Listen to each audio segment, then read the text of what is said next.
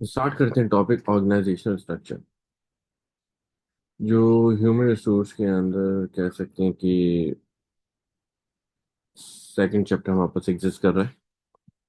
इस चैप्टर में हमारे पास क्या डिस्कशन होगा कि एक बिजनेस ऑपरेशंस परफॉर्म करते वक्त ऑर्गेनाइजेशनल स्ट्रक्चर को कैसे मैनेज करते हैं और उस स्ट्रक्चर की बेसिस पे कैसे सपोर्ट गेन करते हैं अपने ऑपरेशंस को परफॉर्म करते हैं, क्योंकि हमें मेक श्योर करना है कि हमारे ऑपरेशंस इफेक्टिव हो। तो ऑर्गेनाइजेशनल स्ट्रक्चर कैसे सपोर्ट प्रोवाइड करता है किसी भी बिजनेस को ऑपरेशंस को इफेक्टिव बनाने में, इसकी अंडरस्टैंडिंग हमारे पास चैप्टर में होनी है। तो स्टार्ट करते हैं with the heading of organisational structure. जब we talk about organisational structure, ये क्या है तो देख सकते हैं। It is just a system that defines how activities are managed, assigned और arrange to achieve its goal. Basically हमने जो गोल अपना अचीव करना है, उस गोल को अचीव करने के लिए बिजनेस में ऑर्गेनाइजेशन के अंदर ऑपरेशंस परफॉर्म करते हुए किस तरह एक्टिविटीज यानी टास्क की बात करें, उन पर्टिकुलर टास्क को मैनेज करते हैं। हमें टास्क को मैनेज करते वक्त मेक श्योर करना है कि भाई जो भी असाइन टास्क है वो इफेक्टिवली कंप्लीट हो। वहाँ पे टास्क को परफॉर्म करते वक्त कोई प्रॉब्लम या कोई डिफिकल्टी हम फेस ना करें। तो ऐसे सिनेरियो में क्या करते हैं, हम ऑर्गेनाइजेशनल स्ट्रक्चर को डेवलप करते हैं ताकि क्लियरली इंस्ट्रक्शंस प्रोवाइड की जाए इंडिविजुअल्स को कि भाई मिस्टर ए के पास और मिस्टर बी के पास क्या पर्टिकुलर रिस्पॉन्सिबिलिटीज हैं, क्या टास्क हैं जो इन्होंने परफॉर्म करनी। हम मेक श्योर करें कि task of mister A mister B के काम पे ओवरलैप ना करें, क्योंकि हमें मेक श्योर करना है वहां पे रिपीटेशन ऑफ टास्क ना हो, हम ऑपरेशंस को एफिशिएंटली परफॉर्म करें। तो वो कैसे पॉसिबल होगा, जब हम एक्टिविटीज को यानी टास्क को प्रॉपरली असाइन करें, अरेंज करें और अपने डिजायर्ड गोल को अचीव करने के अकॉर्डिंग, जो हमारा टारगेट है, जो हमारा गोल है, उसको अचीव करने के लिए। तो वो क्या है, आपके पास एक स्ट्रक्चर जिसको हम कॉल करते हैं दैट इज ऑर्गेनाइजेशनल स्ट्रक्चर।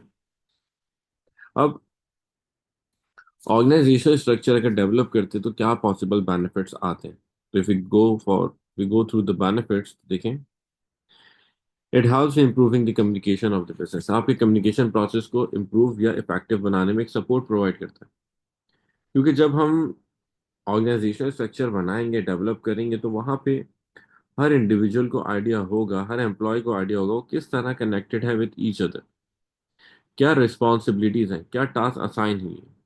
अगर हमें कम्युनिकेट करना है या हमें इंस्ट्रक्शंस गेन करनी है तो हम किस तरीके से, किस मेथड के थ्रू इंस्ट्रक्शंस गेन करेंगे या कम्युनिकेशन का प्रोसेस परफॉर्म करेंगे। ये सारी इंफॉर्मेशन देखिए एक आपके स्ट्रक्चर के थ्रू हम आइडेंटिफाई कर सकते हैं, हम पता लगा सकते हैं किस तरह ऑर्गेनाइजेशन में ये प्रैक्टिसेस परफॉर्म हो रही है। तो इससे क्या हो रहा है, इससे हमारा कम्युनिकेशन प्रोसेस इंप्रूव हो रहा है। देखें, commanding and reporting authorities are defined properly. Mister A को आइडिया होगा, मिस्टर ए को बताया हुआ होगा कि कौन इंडिविजुअल है जो इनको इंस्ट्रक्शंस और कमांड्स देगा। इसी तरह मिस्टर बी को भी क्लियरली डिफाइन किया हुआ होगा, भाई इन्होंने किसको रिपोर्ट बैक करना है, किसको इंस्ट्रक्शंस प्रोवाइड करनी है। तो जब हम प्रॉपरली इंफॉर्मेशन प्रोवाइड कर देंगे, भाई आप किस तरह कनेक्टेड हैं, आपकी रिस्पॉन्सिबिलिटी क्या है, आपने इंस्ट्रक्शंस तो परफॉर्म करनी है, बट मेन कमांडिंग अथॉरिटी आपकी है कौन। तो जब ये सारी इंफॉर्मेशन हमें पता होगी तो ऐसे सर्कमस्टेंसेस में आपके पास कम्युनिकेशन प्रोसेस इफेक्टिव हो जाएगा। Number two, enhance decision making process. अब डिसीजन मेकिंग प्रोसेस एनहांस कैसे होगा, अब हम इसकी अंडरस्टैंडिंग डेवलप करते हैं। जब देखिए आपको आइडिया होगा कि आपके अंडर कितने एम्प्लॉयज काम कर रहे हैं, या वी कैन से आप जो ऑपरेशंस परफॉर्म कर रहे हैं, तो आपने ऑपरेशंस परफॉर्म करते हुए कितने एम्प्लॉयज को मैनेज करना है। आपने मेक श्योर करना है कि वो जो ऑपरेशंस परफॉर्म कर रहे हैं, ऑपरेशंस परफॉर्म करते वक्त कोई डिफिकल्टी या कोई प्रॉब्लम क्रिएट ना हो। और रिसोर्सेज प्रॉपरली यूटिलाइज हो। तो आप क्या करेंगे, जो आपकी एग्जिस्टिंग रिसोर्सेज हैं, यानी कि जो आपके अंडर एम्प्लॉयज काम कर रहे होंगे, आप उनको उनकी स्किल्स की बेसिस पर टास्क असाइन करेंगे। तो ऐसे सर्कमस्टेंसेस में क्या होगा, रिसोर्सेज प्रॉपरली यूटिलाइज हो रही होंगी। एट द सेम टाइम आपके पास डिसीजन मेकिंग प्रोसेस इफेक्टिव हो रहा है, क्योंकि आप सिचुएशंस को शॉर्टर स्केल पे आइडेंटिफाई करके उनको आप रिजॉल्व कर रहे होंगे। तो नेक्स्ट पॉइंट क्या है हमारे पास, इम्प्रूव एम्प्लॉय परफॉर्मेंस। जो हमारे ऑर्गेनाइजेशन में एम्प्लॉयज हैं उनकी परफॉर्मेंस को इम्प्रूव करने में भी एक सपोर्ट प्रोवाइड करते हैं। अब ये कैसे पॉसिबल है भाई, एम्प्लॉयज की परफॉर्मेंस कैसे इंप्रूव होगी? तो देखें, all the employees of a business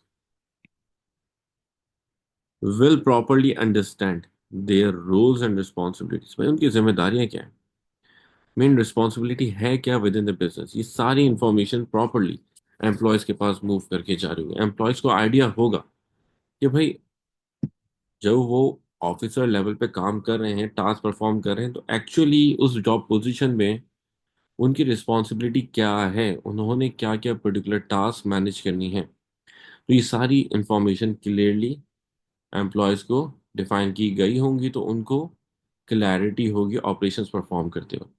जब क्लैरिटी होगी तो वहां पे ऑपरेशंस परफॉर्म करते वक्त इंटरप्शन के चांसेस मिनिमाइज होते हैं, मींस आपके पास परफॉर्मेंस इंप्रूव होगी। Next point, streamline operations.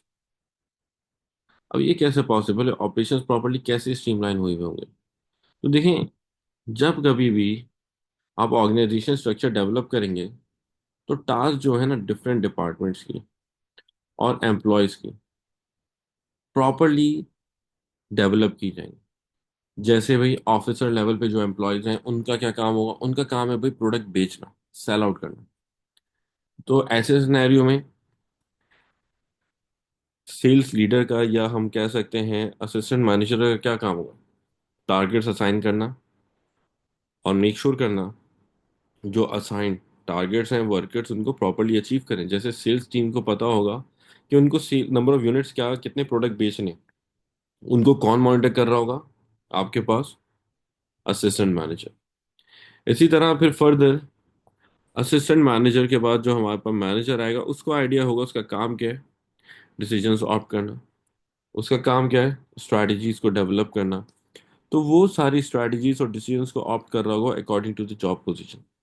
तो ऐसे सिनेरियो में क्या हो रहा है, ओवरऑल ऑर्गेनाइजेशन में from lower level of hierarchy, यानी from bottom to the top level of the organisation, सब जगह प्रॉपरली क्लियरली टास्क असाइन हुई होंगी। जिससे क्या होगा, जिसकी वजह से हमारे पास ऑपरेशंस इफेक्टिव होंगे, इंटरप्शन के चांसेस मिनिमाइज हो जाएंगे, और बिजनेस ऑपरेशंस परफॉर्म करते वक्त एक स्मूथ पाथवे पे मूव कर जाएगा।